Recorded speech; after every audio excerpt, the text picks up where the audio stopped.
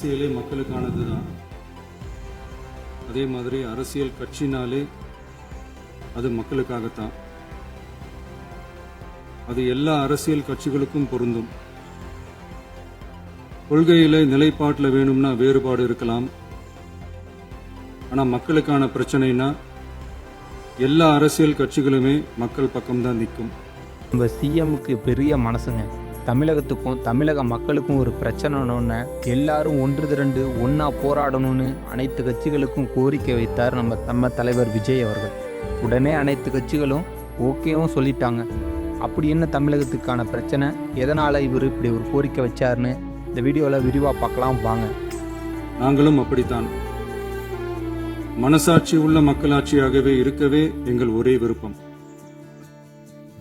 நமது விவசாயிகளுக்காகவும் நமது மக்களுக்காகவும் நின்றே ஆக வேண்டியது நம் கடமை, நம் உரிமை.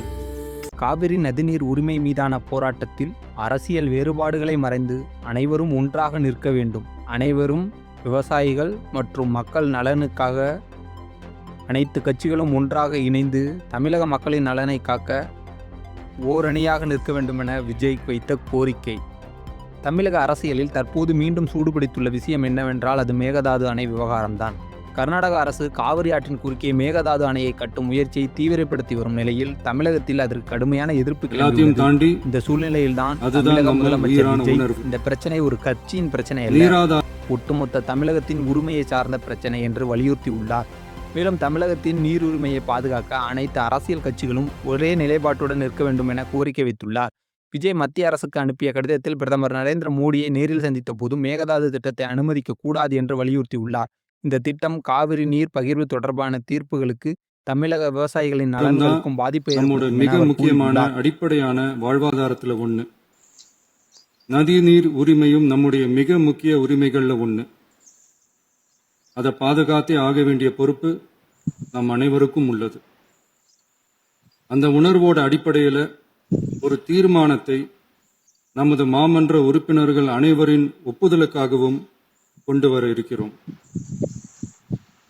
கட்சி வேறுபாடுகளை ஒதுக்கி வைத்துவிட்டு யாரும் யாரையும் குறை சொல்லாமல் ஒட்டுமொத்த தமிழ்நாட்டிற்காக நாம் அனைவரும் ஓரணியில் நிற்பவர்கள் என்பதை நிரூபிக்க வேண்டுமாறு அனைத்து சட்டமன்ற கட்சிகளின் அனைத்து உறுப்பினர்களையும் கேட்டுக்கொள்கிறோம்.